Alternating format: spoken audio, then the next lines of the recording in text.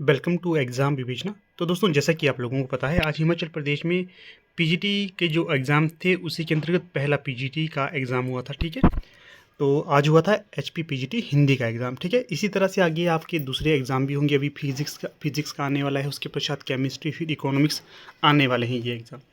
इसी के तहत देखिए, यहाँ पर आपके समक्ष जो प्रश्न पत्र की आंसर की लाई गई है। ठीक है, यहाँ पर ज़्यादा एक्सप्लेनेशन नहीं करेंगे, ताकि क्यों, अभी देखिए 4 बजे के पश्चात हिंदी वाले निकलने वाले हैं, तो उनको ये यहाँ पर आंसर की मिल जाए, इसी के आधार पर ये वीडियो बनाई जा रही है। आगे हम और भी वीडियोज़ बनाएंगे जहाँ पर आपको एक्सप्लेनेशन भी मिलेगा। ठीक है, बेसिकली ये आंसर की पर आधारित है। ठीक है ना। तो देखिए, यहाँ पर ये हमारे निजी प्रयास है। अगर कहीं पर आपको लगता है कि किसी प्रश्न का उत्तर गलत दिया गया है, तो आप बेझिझक कमेंट करिएगा। हाँ, अगर आपको उत्तर कन्फर्म आता है तभी आप उत्तर देना, नहीं तो ऐसे देखिए भ्रमित हो जाते हैं बच्चे जो कमेंट देख के। ठीक है, कहीं पर आपको लगता है कि यही इसका आंसर है, आप फुली श्योर हैं, तो ही उत्तर दीजिएगा। बाकी हमने पूरा प्रयास किया है कि किसी भी प्रश्न का उत्तर गलत ना हो।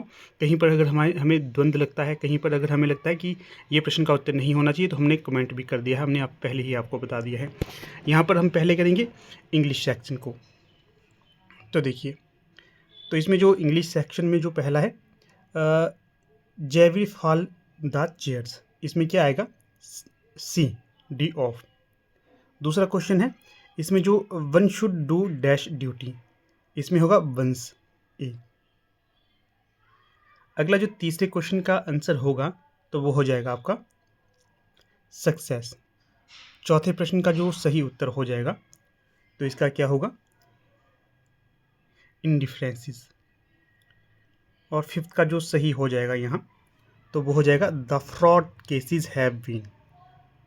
फिफ्थ का सी हो जाएगा, फिफ्थ का आपका सी। सिक्स का क्या होगा? सिक्स का हो जाएगा यहाँ पर फाइनेंस मिनिस्टर वाज नॉट, सी, ये। और सेवन्थ का हो जाएगा बी। और एट्थ का क्या होगा? एट्थ का हो जाएगा आपका डी। और नाइन्थ का क्या होगा? नाइन्थ का होगा डी, वेरी डिफिकल्ट। 10 का फेयर एंड स्क्वायर, तो इसका जो 10 का हो जाएगा ई। ज़्यादा हमने यहाँ पर एक्सप्लेनेशन नहीं दी है। ठीक है, फिर यहाँ पर हमारे समक्ष हिंदी सेक्शन आता है, तो हिंदी सेक्शन को आप देखिएगा। जो हिंदी सेक्शन हिंदी वालों के लिए मुझे सरल लग रहा है। यहाँ पर आपको जो हमें सीरीज़ आई है ये भी बता देता हूँ। सीरीज़ है ये ए सीरीज़ वाले सेम इसी तरह से देखिएगा अपने उत्तर। बाकी की जो दूसरी सीरीज़ वाले हैं वो अपने हिसाब से चेक कर लेना अपने आंसर। ठीक है, तो हमने पूरी कोशिश की है कि आपको गलत उत्तर ना मिले। ठीक है, फिर भी कल कहीं लगता है तो आप बता दीजिएगा। तो यहाँ पर जो पर्यायवाची शब्द एक समान थे, तो वो था विकल्प बी। अगला प्रश्न 12 है। इसमें क्या दिया गया है? रचना अपने मित्र को उपहार भेजेगी, ये कर्म कारक के हिसाब से सही होगा, सी। अगला है सचिन आता होगा, वाक्य का काल है। सचिन आता होगा, ये कैसा है? होगा एक तरह से भविष्य को बता रहा है ना, ये आता होगा। ठीक है, तो सामान्य भविष्य है यहाँ पर, सी। अगला प्रश्न है 14। इसमें क्या पूछा गया है? निम्नलिखित में से निश्चित संख्यावाचक विशेषण का भेद नहीं है, तो यहाँ पर जो सही विकल्प होगा, तो हो जाएगा आपका परिमाण बोधक, डी।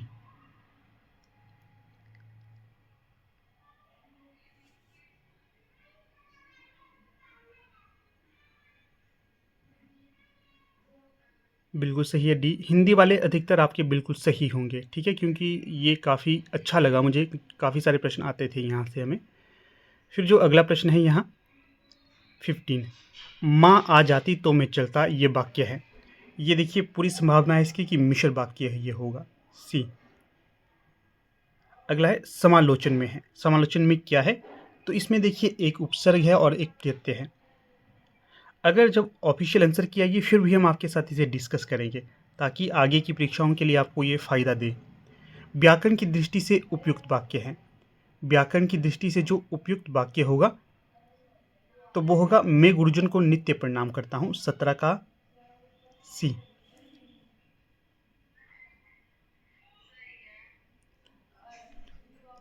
अगला देखिए, अगला है 18, कर रहा हूँ ना कर रहा हूँ ना, इस वाक्य में ना क्या अवयव है? ये निश्चय के अर्थ में प्रयुक्त किया गया है। कोई मैं कार्य कर रहा हूँ ना, ये निश्चय है। फिर प्रश्न संख्या 19, इसमें क्या पूछा गया है? गांधी जी हमारे राष्ट्रपिता हैं, आपका जन्म पोरबंदर में हुआ। तो यहाँ पर देखिए सर्वनाम आप क्या व्यक्त करता है, तो ये निजवाचक नहीं है, ये होगा मध्यम पुरुष। सी बी ए सही विकल्प होगा यहाँ। अगला जो प्रश्न है यहाँ पर देखिए 20, इसमें से थोड़ा डाउट मुझे लग रहा है। मुझे लगता है इसका डी होना चाहिए, बी का, 20वें का डी। फिर भी हम इसे पूरी तरह सहमत नहीं हैं। अगर आपने ये पढ़ा होगा पूरी तरह से तो आप बता सकते हैं। मुझे बी और डी में थोड़ा सा संशय लग रहा है, डी की तरफ मैं जाऊंगा। बाकी जब इसकी ऑफिशियल आंसर की आती है तो फिर आपके साथ इसे हम बेझिझक डिस्कस करेंगे।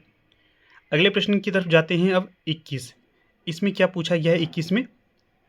तो इसमें पूछा गया निम्न में से कौन सा संगठन भारत की राष्ट्रीय आय का अनुमान लगाता है?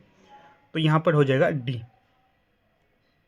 फिर प्रश्न संख्या 22 है, 22, इसमें जो सही विकल्प होगा 22 में, तो वो हो जाएगा विकल्प ए। यहाँ पर सही हो जाएगा। ए का मिलान हम कर लेते हैं, ये इस तरह से मिलान हो जाएगा। फिर आपका ये और सी का 4, डी का 2, ये मिलान होगा। इस तरह से आप मिलान कर लेना। अगला प्रश्न है सार्क का स्थायी सचिवालय कहाँ पर स्थित है? तो ये आपका कहाँ पर होगा? काठमांडू में होगा। इसका भी आप ध्यान रख लेना, काठमांडू। अगला प्रश्न है 24, निम्नलिखित में से कौन सा देश बिम्स्टेक का सदस्य नहीं है? तो जो बिम्स्टेक का सदस्य नहीं होगा तो वो है इंडोनेशिया। ए यहाँ पर सही विकल्प होगा। इसके पश्चात प्रश्न संख्या 25, इसमें आपसे क्या पूछा गया है? यहाँ पर 2 स्टेटमेंट दी गई है, इनमें से सही का हमने चयन करना है। तो जो यहाँ पर सही होगा तो वो होगा आपका ब्रिक्स बैंक का मुख्यालय शंघाई चीन में स्थित है। स्टेटमेंट 1 सही होगी। स्टेटमेंट ए सही है। और दूसरी क्या है? सऊदी अरब, मिस्र, संयुक्त अरब अमीरात, ईरान, इथोपिया 2023 में ब्रिक्स समूह में शामिल हुए थे। यहाँ पर इसमें थोड़ा सा संदेह लग रहा है। इसको अगर हम मान के चलें तो हम ये मान के चलेंगे कि 2023 में नहीं, 2024 में कहीं पर लिखा हुआ है। तो स्टेटमेंट जो यहाँ पर सही होगी तो वो होगी सी। ठीक है, स्टेटमेंट सी यहाँ पर सही। कथन 1 सही है, कथन 2 गलत। अगला जो प्रश्न है 26, इसमें आपसे क्या पूछा गया है? प्रश्न संख्या 26 में भी स्टेटमेंट दी गई है, तो 26 का जो सही हो जाएगा, इसमें देखिए बेल्ट एंड रोड इनिशिएटिव परियोजना को अक्सर 21वीं सदी का सिल्क रोड के रूप में वर्णित किया जाता है, जो ओवरलैंड गलियारों की बेल्ट और शिपिंग लेन की समुद्री सड़क से बनी है। स्टेटमेंट 2 क्या है? स्टेटमेंट 2 चीन का समुद्री रेशम मार्ग समुद्र में उसके राजनीतिक लाभ को भी बढ़ाता है। तो ये दोनों स्टेटमेंट गलत होगी। तो यहाँ पर जो सही उत्तर होगा तो ये होगा विकल्प बी। अगला प्रश्न देखिए 27, इसमें क्या पूछा गया है 27 में आपसे? तो यहाँ पर पूछा गया है निम्नलिखित में से कौन सा कथन भारत की संघीय राजनीति के बारे में सत्य नहीं होगा? तो यहाँ पर जो सत्य नहीं होगा तो वो होगा विकल्प ए। इसमें सरकार के 2 स्तर मौजूद हैं। थोड़ा सा इस प्रश्न पे भी संदेह है, फिर हम ए मान के चलेंगे इसका उत्तर। फिर अगला प्रश्न देख लेते हैं, यहाँ पर प्रश्न संख्या 28, इसमें क्या पूछा गया है प्रश्न संख्या 28 में? तो यहाँ पर भी 2 स्टेटमेंट दी गई है, तो इसे देख लेते हैं स्टेटमेंट को।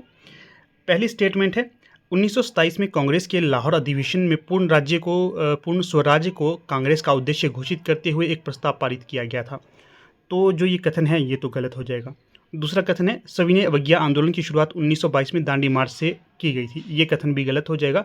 इस प्रकार से जो 28 का सही उत्तर होगा तो वो होगा बी। दोनों स्टेटमेंट यहाँ पर गलत होंगी। प्रश्न संख्या 29, इसमें आपसे क्या पूछा गया है? इसमें पूछा गया स्थायी बंदोबस्त लागू किया गया था। तो स्थायी बंदोबस्त कब लागू किया गया था? ये विकल्प ए यहाँ पर सही होगा। 1793 में लॉर्ड कॉर्नवालिस द्वारा बंगाल और बिहार में। ए सही होगा यहाँ। प्रश्न संख्या 30, इसमें क्या पूछा गया है?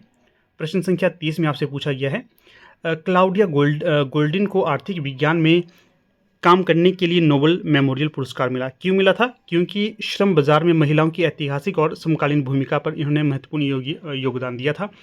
तो यहाँ पर देखिए 30 का सही विकल्प होगा बी। अगला क्वेश्चन है यहाँ पर 31। इसमें आपसे क्या पूछा गया है, दो स्टेटमेंट दी हुई है, स्टेटमेंट को देख लेते हैं। प्रधानमंत्री के इंडिया टेक्ड विजन का लक्ष्य भारत को दुनिया में सबसे तेज़ी में बढ़ती नवप्रवर्तक अर्थव्यवस्था बनाना था, तो ये तो गलत होगा। ठीक है। स्टेटमेंट 2 है, आर्टिफिशियल इंटेलिजेंस शिखर सम्मेलन 2023 पर वैश्विक साझेदारी की मेजबानी दिल्ली में की गई थी, ये सही होगा। तो 31 का जो सही विकल्प होगा तो वो होगा डी। अगले प्रश्न की तरफ चलते हैं। 32। इसमें क्या पूछा गया है, प्रधानमंत्री मोदी के नेतृत्व वाली एनडीए सरकार द्वारा कौन सी नीति शुरू नहीं की गई है, तो जो शुरू नहीं की गई है तो वो होगा आपका राष्ट्रीय नवप्रवर्तन परिषद की स्थापना। बाकी तीनों योजनाएं इनके द्वारा शुरू की गई थी, RKVY, रफ्तार, स्टार्टअप इंडिया, अटल इनोवेशन मिशन, ये तीनों की गई थी।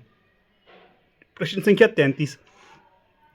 इसमें क्या पूछा गया है, फरवरी 2024 में भारत प्रधानमंत्री नरेंद्र मोदी किस देश में BAPS स्वामी नारायण मंदिर का उद्घाटन किए थे, तो इस संयुक्त अरब अमीरात में किए थे, विकल्प बी यहाँ सही होगा।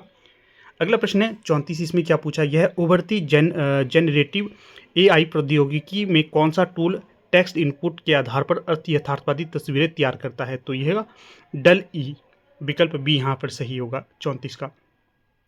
प्रश्न संख्या 35 है। इसमें क्या पूछा गया है, तो इसमें आपसे पूछा गया है, संसद के सार्वजनिक परीक्षा विधेयक 2024 का पारित किया गया, जिसका उद्देश्य अधिक पारदर्शिता, निष्पक्षता और विश्वसनीयता लाने के लिए सार्वजनिक परीक्षाओं में अनुचित साधनों के उपयोग को रोकना है। साथ ही कितनी कार्रवाइयाँ सार्वजनिक परीक्षाओं में अनुचित साधनों का उपयोग करने के लिए है, तो ये जो यहाँ पर सही होगा तो ये होगा 35 का ए सही विकल्प।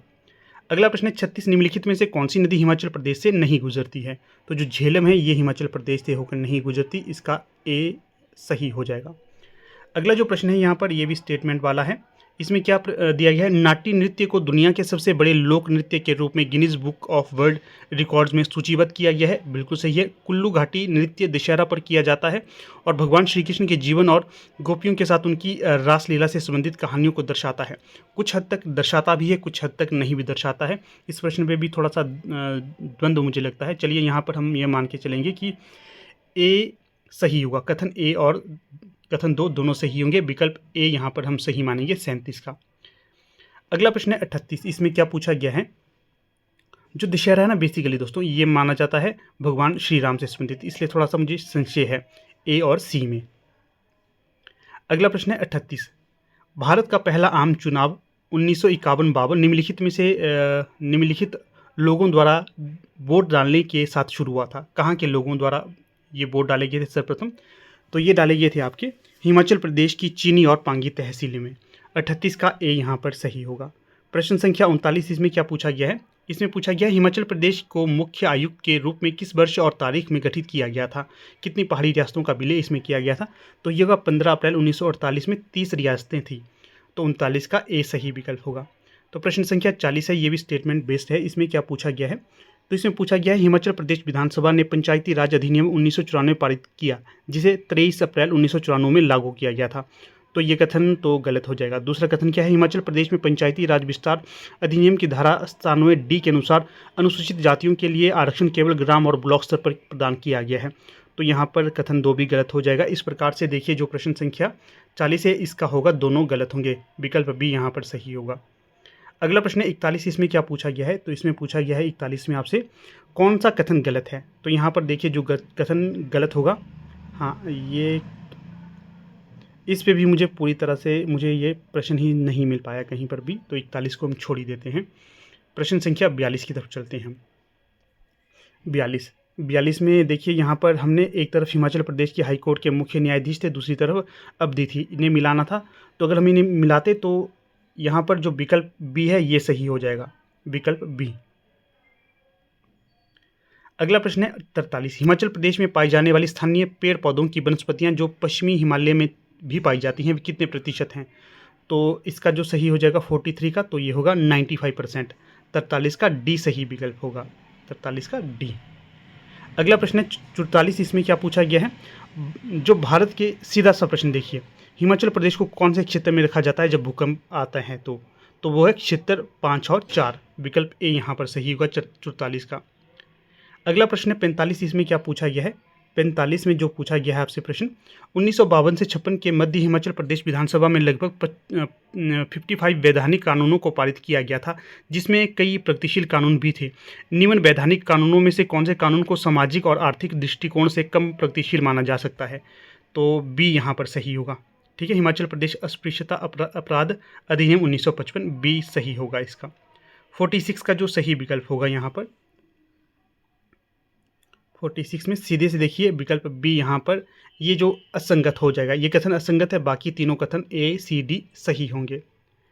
अगला जो प्रश्न है 47, इसमें जो सही विकल्प होगा, किस मुगल शासक के समय कांगड़ा में हमें पहली बार नई सांस्कृतिक पहचान का ऐसा मिश्रण मिलता है जिसमें पारस्परिक भारतीय संस्कृति और फारसी कोर्ट लाइफ का अद्भुत मिश्रण देखने के लिए मिलता है? तो इसका हो जाएगा अकबर, विकल्प डी। अगला प्रश्न है यहाँ पर 48, इसमें क्या पूछा गया है, सही कथन का चुनाव करना है। तो यहाँ पर देखिए दोनों कथन यहाँ पर गलत हो जाएंगे, विकल्प बी यहाँ पर 48 का हो जाएगा बी। 49 प्रश्न है, इसमें क्या पूछा गया है, इसमें हिमाचल प्रदेश में फल उत्पादन 2020-21 में योगदान के अनुसार निम्नलिखित जिलों को बढ़ते क्रमानुसार लगाइए। तो यहाँ पर जो सही विकल्प होगा तो वो होगा विकल्प 4, 4 3 2 1, ये सही होगा। सबसे पहले किन्नौर, फिर 4 3 2 1। हिमाचल प्रदेश में फल उत्पादन 2020 योगदान के निम्नलिखित जिलों को बढ़ते क्रमानुसार लगाइए, 4 3 2 1, ये सही मानिए आप। यहाँ पर थोड़ा सा इस पर भी मुझे संशय उत्पन्न हो गया है। चलिए इस प्रश्न को ऐसे ही रहने दीजिए आप, इसको मैं कमेंट बॉक्स में आपको बता दूंगा। अगला और अंतिम प्रश्न है इसका 50, आवधिक श्रम बल सर्वेक्षण PLFS 2021-22 के अनुसार हिमाचल प्रदेश में बेरोजगारी दर कितनी है? तो ये होगी आपकी 4%, विकल्प बी यहाँ पर सही होगा। ठीक है, तो देखिए दोस्तों, कुछ इस प्रकार से आज की हमारी वीडियो थी। इसमें मैंने आपको जो जीके सेक्शन था वो हिंदी सेक्शन, हिंदी इंग्लिश ये करवाए। ठीक है, वैसे तो हमारा पूरा प्रयास था कि यहाँ पर आपको गलत उत्तर ना दिए जाए, फिर भी कहीं पर लगे तो आप बेझिझक कमेंट कर लेना, और सभी को अच्छे से जो आगे तैयारी कर रहे हैं आप अच्छे से इन चीज़ों को देखिएगा, किस प्रकार के लेवल आ रहे हैं, तो इसको ध्यान में रखकर आप अपनी तैयारी करिए, अच्छा रहेगा आपको ये अवलोकन। ठीक है, तो ठीक है, धन्यवाद।